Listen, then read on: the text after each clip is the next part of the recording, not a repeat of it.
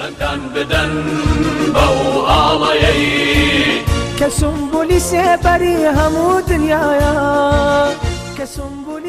ئەندامانی کۆمەڵی ئیسلامی لە سنووری پارێزگای هەڵەبجە بە جۆش و خڕۆشەوە بەردەوامن لەسەر بانگەشە و سەرخستنی لیستی 104 کۆمەڵی ئیسلامی. ئەنجومەنی هەورامانی کۆمەڵی ئیسلامی شەوانە لە ڕێگەی چەندین تیمەوە پۆستەر و ئاڵاوێنەی کاندیدەکانی کۆمەڵ هەڵدەواسن و بڵاو دەکەنەوە. داواش لە خەڵکی هەورامان دەکەن ویژدانی خۆیان ئاسوودە بکەن و دەنگ بە لیستی هەڵوێست و مەردایەتی بدەن.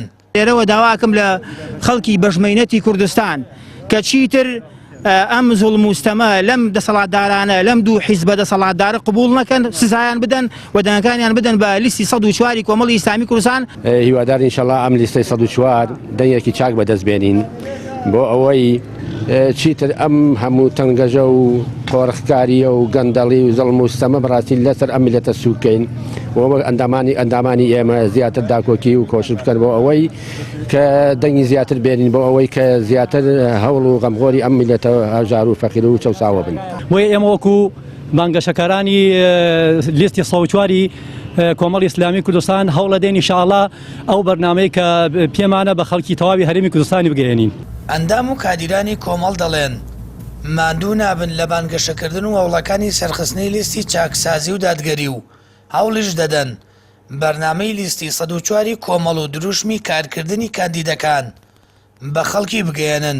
داوا لە هاوڵاتیانی دەبەرەکەمانەکەم بە تایبەتی سنووری هەورامان دەنگی خۆیان بدەن بە لیستی ڕاستەقینە لیستی 104 کۆمەڵی ئیسلامی، لیستێکی بە هەڵوێست، لیستێکی بە خزمەت. خەڵکی باوە بزانن کۆمەڵی ئیسلامی کە خاوەنی پرۆژەیە کە بەرنامەی بەخشین کە نەخۆشخانەیەکی گەورەترین خزمەتی کردووە لەوەتەی کە دەستبەکار بووە. هەمومان بە هەڵ و تێکۆشانێکی زۆر دەکەین بۆ ئەوەی ئەم لیستەی خۆمان سەرخەین، چونکە بەڕاستی پێویستە ئەوەی کە کەمێ مردایەتی تیابێ ئەبێ بزانێت ئەو کاندیدانەی کە لە پەرلەمانی عێراق بوون بە ویژدانەوە بڕوان مۆزوعەکە بزانن کێ بەحەق بووە، کێ حەقی وتووە. ئەگە ئەو خەڵکە زەمینی ویژدانی بێت تەواشەی شەکانی کۆمەڵی ئیسلامی بکە، یعنی ئەتوانم بڵێم باگەشەی گەرەک نییە.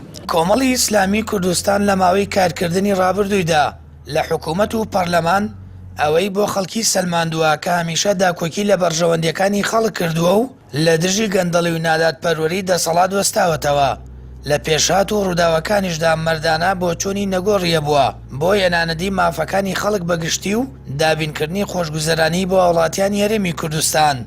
هەر بۆیە پێویستە خەڵکیش نوێنەری ڕاستەقینەی خۆیان لە لیستی 104 کۆمەڵی ئیسلامی بنێرنە پەرلەمانی عێراق. سامان فەتاح، کەناڵی ئاسمانی پەیام، ناحی خورماڵ.